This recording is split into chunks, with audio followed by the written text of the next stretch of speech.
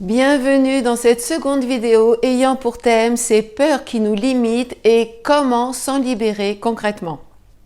Si vous n'avez pas vu la première vidéo de ce cycle, je vous invite à la regarder maintenant car elle contient des consignes et des informations préalables importantes pour bien appréhender ce cycle.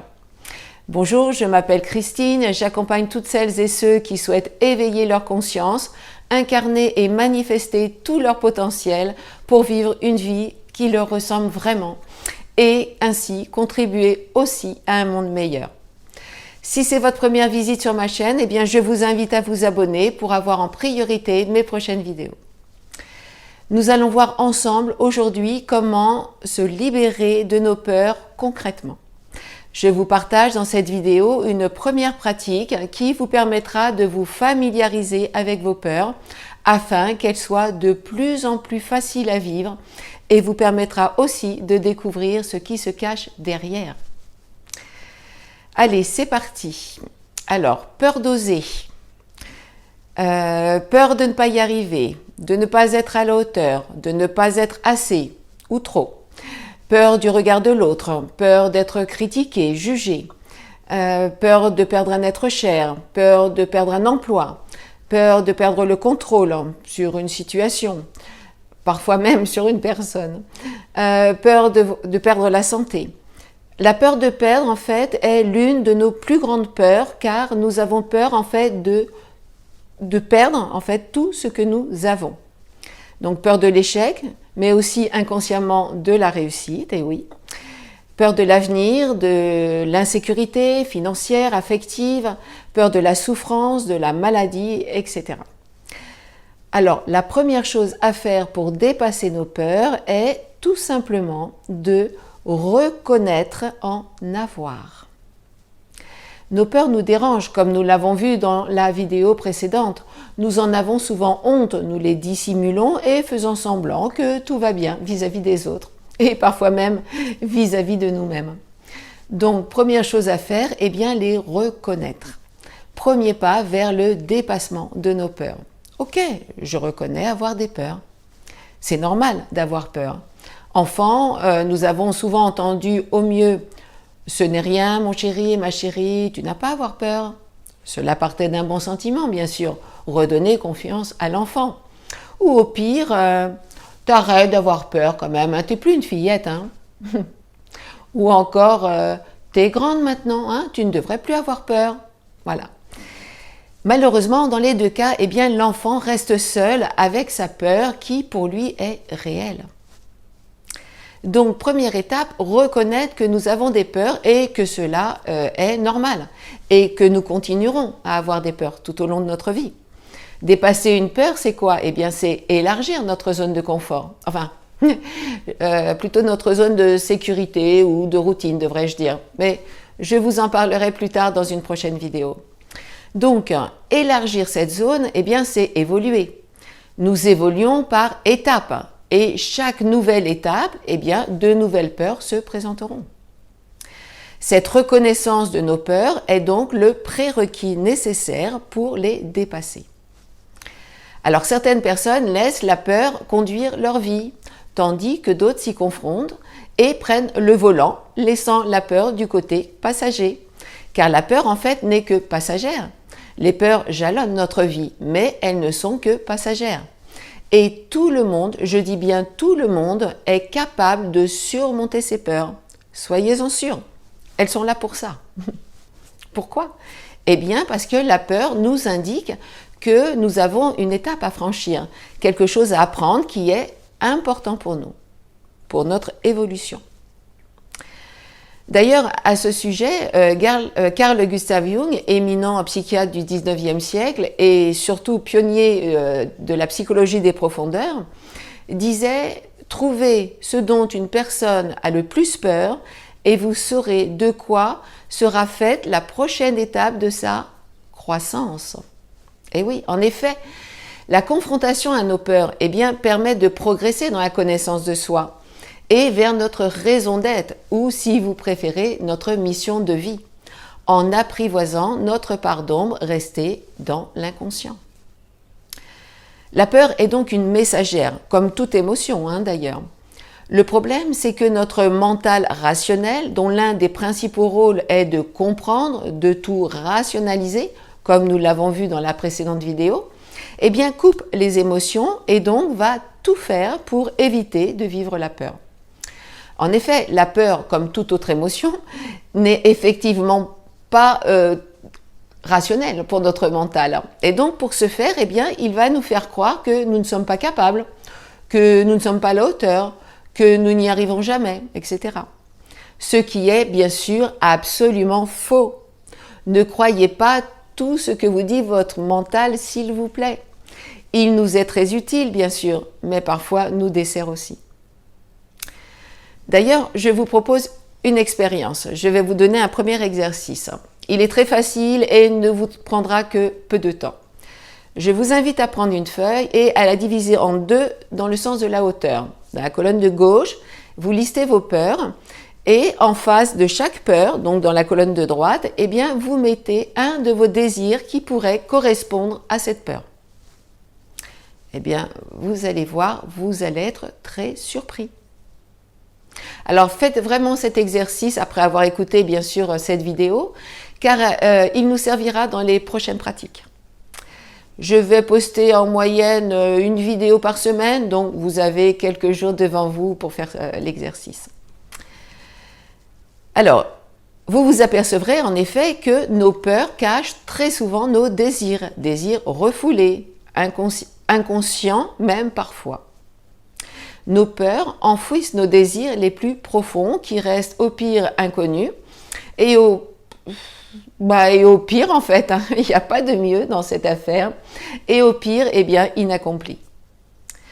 Combien de personnes ai-je accompagnées qui ne savaient plus du tout ce qu'elles désiraient dans leur vie, déprimées, étaient même vraiment en dépression, tant leurs désirs avaient été étouffés trop longtemps par des peurs inconscientes. Elles ressentaient comme un vide intérieur, une dévalorisation, une démotivation, voire même une grande lassitude face à la vie. Et oui, le désir est le moteur de notre vie, est notre essence. Sans désir, pas d'élan de vie. C'est grâce au désir que nous nous réalisons, que nous accomplissons dans la vie. Nos peurs, donc, nous limitent dans la réalisation de nos désirs. Mais si nous écoutons notre cœur, alors les peurs peuvent nous guider vers ce qui est le plus important pour nous, vers nos désirs, vers nos aspirations les plus profondes, et donc vers notre raison d'être aussi. Alors, la seconde étape, après la reconnaissance de nos peurs, est de les identifier et de se familiariser avec elles. Alors, il existe des pratiques très différentes pour le faire. J'en déploie d'ailleurs moi-même un certain nombre dans mes formations, afin que chacune et chacun puissent trouver celle, au pluriel bien sûr, qui leur convienne le mieux. Alors, parfois toutes conviennent, et là c'est vraiment le summum, quoi. Transformation radicale assurée. Donc, dans ce cycle d'ateliers, je vous en propose 4. C'est déjà bien, vous verrez. Vous prendrez bien sûr celle qui vous convient le mieux, mais je vous invite quand même à les combiner. Elles se complètent très bien pour un maximum de résultats. Car effectivement, je n'ai pas choisi ces 4 pratiques au hasard. Elles vont véritablement agir sur plusieurs dimensions de votre être. Énergétique, sensorielle, émotionnelle et mentale. L'homme est en effet multidimensionnel. Ne travailler que sur une dimension, le mental par exemple, eh bien ne suffit pas. On peut avoir des résultats, certes, mais ils seront limités dans le temps. En agissant ainsi en fait sur toutes les dimensions de notre être, eh bien cela va nous permettre de quitter le mode survie fondé sur nos peurs et va nous permettre d'effectuer des changements profonds et surtout pérennes pour vivre une vie beaucoup plus épanouie. Alors, ce qui est aussi très appréciable dans les pratiques que je vais vous proposer est que vous allez pouvoir les pratiquer pour n'importe quelle autre émotion ou ressenti désagréable. C'est génial, non ? Alors, aujourd'hui, nous allons expérimenter une pratique psychocorporelle, enfin plus précisément, je dirais une pratique de conscience corporelle. Cette pratique s'appuie sur la perception de nos ressentis et sur les messages que ces ressentis en fait véhiculent à nos structures nerveuses et à notre cerveau. En effet, en se reliant à nos sensations, à nos ressentis, eh bien, des informations qui étaient jusque-là restées inconscientes, eh bien, vont pouvoir remonter à la conscience.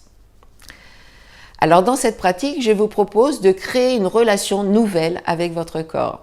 En effet, nos sociétés occidentales mettent en avant le mental et oublient malheureusement le corps.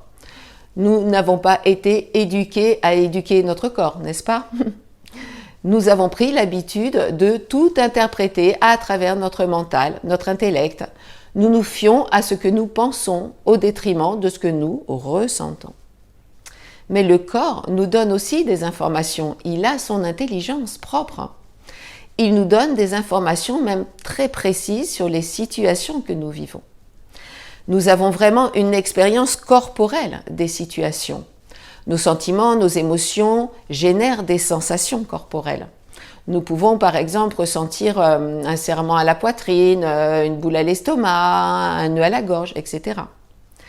Alors certes, lorsqu'il s'agit de situations désagréables, les ressentis sont désagréables également. Et nous avons tendance à les fuir. Bon, ce qui est somme toute humain, n'est-ce pas?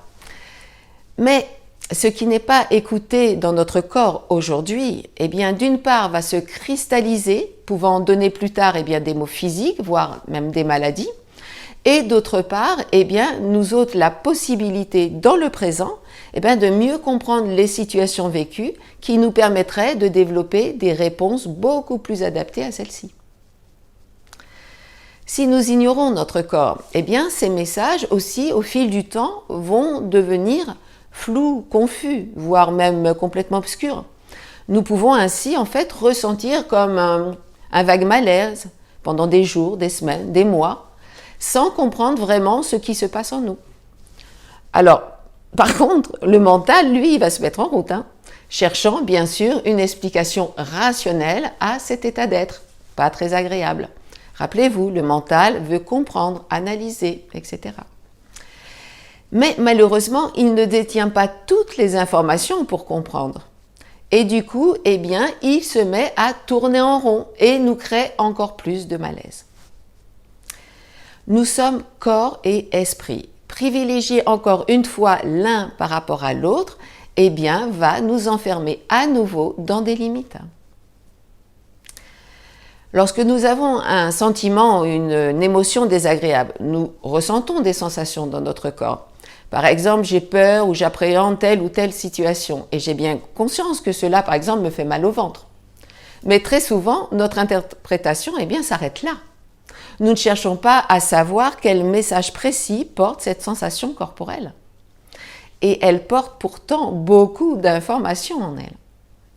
Et malheureusement, eh bien, nous n'en tenons pas compte, nous passons à côté, alors qu'elle pourrait nous fournir des informations primordiales sur nous-mêmes et nous apprendre aussi à nous fier à notre boussole intérieure, à développer, eh bien, d'une part notre intuition et d'autre part à développer aussi ce que nous pourrions appeler notre guide intérieur. Et oui, le corps sait par exemple ce qui est bon ou mauvais pour nous.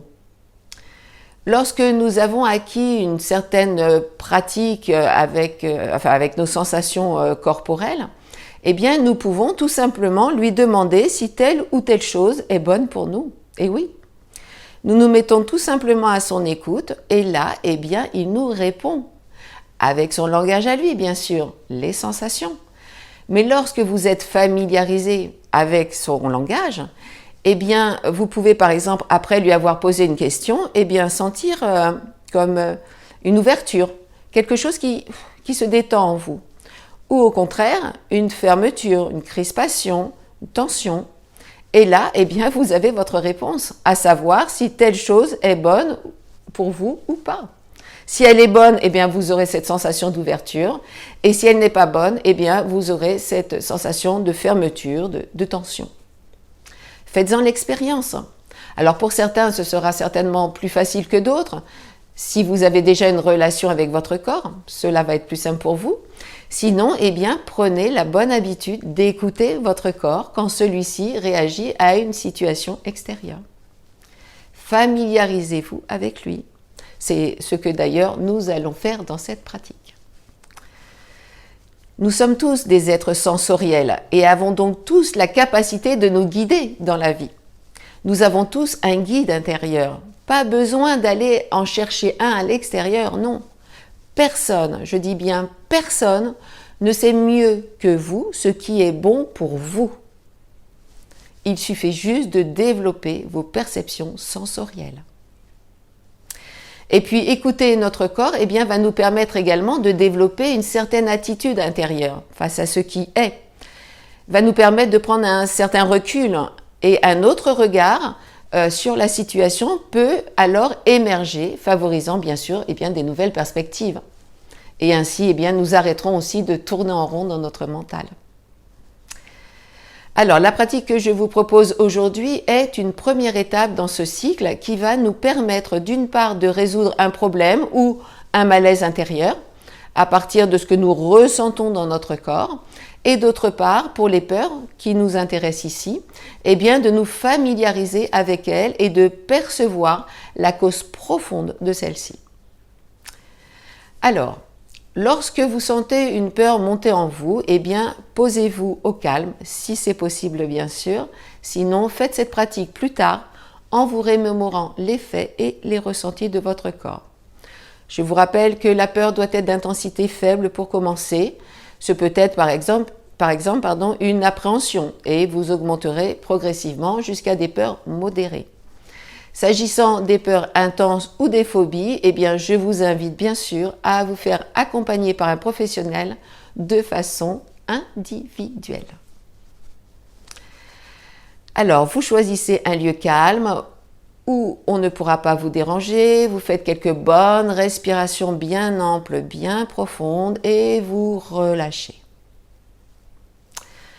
Donc, la première étape de cette pratique, vous allez repenser à votre peur et vous laissez venir à vous tous les ressentis corporels qui sont rattachés en fait à cette peur. Donc, ça prend quand même un certain temps, quelques minutes. Puis ensuite, vous vous demandez, qu'est-ce que je ressens là, maintenant? Quelle sensation dans mon corps? Où est-elle ou où sont-elles situées exactement? Plutôt dans le ventre, le dos, les épaules, la nuque, la poitrine, la gorge ou toute autre partie du corps? Quelle sensation? Ça serre, ça opprime, ça tire, c'est tendu, c'est dur, froid, ça brûle, pique, ça se contracte, voilà. Quelle sensation? Et essayez au maximum de rester en contact avec la ou les sensations. On attend un message. Enfin, attention, c'est juste une intention que nous posons, d'accord? On ne veut pas à tout prix recevoir un message, surtout pas. La volonté, en fait, c'est le mental. Et donc, si vous mettez de la volonté, vous mettez du mental. Et donc, vous n'aurez rien. Enfin, si, vous aurez des messages, mais qui proviendront du mental. Donc, c'est pas ce que l'on recherche ici, d'accord? Donc, vous vous posez, et vous posez juste l'intention au début de la pratique, et après, vous n'y pensez plus, ok? On se pose tout simplement dans les sensations. Donc, la première étape dure quelques minutes. Deuxième étape, on ressent cette peur et tout ce qui vient avec. Donc, vous allez peut-être à cette étape-là, faire des liens avec d'autres choses. Ce peut être confus au début, juste peut-être une impression. D'autres sensations aussi peut-être. Vous faites de même. Vous restez avec et vous essayez de percevoir le sens global de tout ça. Alors, je dis bien percevoir et non pas penser. Tout vient des sensations. Donc là, ça prend aussi quelques minutes. Et puis la troisième étape, vous allez essayer de percevoir une ou des caractéristiques particulières de ces ou cette sensation. Et à ce stade, une image, une caractéristique, un sentiment, une phrase, un mot peuvent apparaître. Quatrième étape, vous laissez cela résonner en vous avec votre ou vos sensations corporelles. Voilà, vous comparez ce qui vous vient sentiments, caractéristiques, phrases, mots, images. Vous les comparez à vos sensations, vous les rapprochez, vous les confrontez. Et là, d'autres images, d'autres mots, d'autres phrases, peut-être d'autres expressions peuvent à nouveau apparaître. Ensuite, cinquième étape, eh bien, vous allez les accompagner. Vous allez laisser parler vos sensations, vos ressentis. Vous exprimez tout ce qui vous vient à l'esprit spontanément, sans réfléchir, bien sûr, surtout pas analyser. Ce sont des informations qui remontent naturellement de vos sensations. Et vous accueillez bien sûr tout cela avec bienveillance, sans aucun jugement. Ok? C'est très important. Ensuite, eh bien, la sixième étape, eh bien, vous allez continuer à laisser résonner en vous tout cela, et à ce stade, eh bien, vous allez pouvoir ressentir à un moment donné comme un relâchement en fait, ou un soulagement intérieur qui peut se traduire en fait selon les personnes, eh bien, soit par une fulgurance, une prise de conscience, soit par des pleurs ou même des rires. En fait, quelque chose en nous va lâcher, voilà. Ou ça peut être aussi comme une ouverture intérieure, comme un dégagement de la respiration. Par exemple, vous voyez, un soupir, voilà. Quelque chose lâche. Alors, tant que vous n'avez pas traversé ce genre de réaction, eh bien, vous continuez à laisser résonner tout cela en vous. Images, expressions, phrases, sensations. Voilà, et la dernière étape, eh bien, sera tout simplement d'accueillir toutes ces informations avec bienveillance, sans jugement, de les intégrer et de remercier votre corps pour le ou les messages qu'il vous aura transmis. Voilà, donc à ce stade, après la pratique, notre peur est sans doute toujours là, mais nous sommes familiarisés avec elle, nous la connaissons mieux et nous la voyons déjà différemment.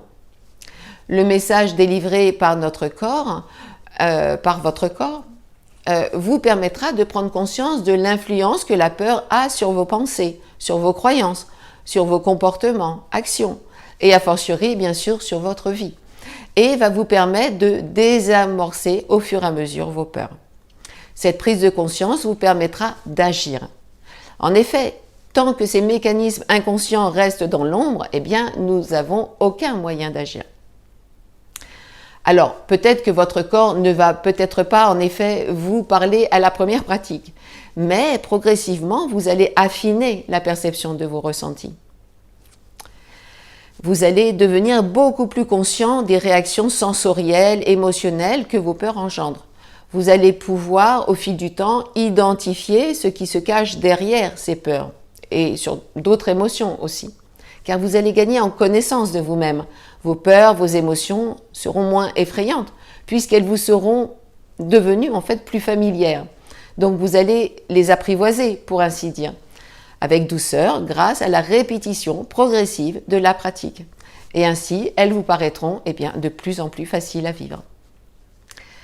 Alors vous pouvez faire cette pratique aussi pour une autre émotion, un malaise intérieur, un mal-être. Cette pratique agit en effet très bien sur un mal-être qu'on n'arrive pas vraiment à définir. Tant que la cause en effet de notre mal-être reste dans l'ombre, eh bien nous ne pouvons pas en sortir. Nous avons besoin et de notre tête et de notre corps, l'un ne fonctionnant pas sans l'autre, même si on nous a appris en fait le contraire. Voilà, nous en avons terminé avec cette première pratique. Je vous invite à liker si cette vidéo vous a plu et bien sûr à la partager autour de vous. Je vous donne rendez-vous dans la prochaine vidéo pour réaliser ensemble une pratique psycho-énergétique. À très bientôt.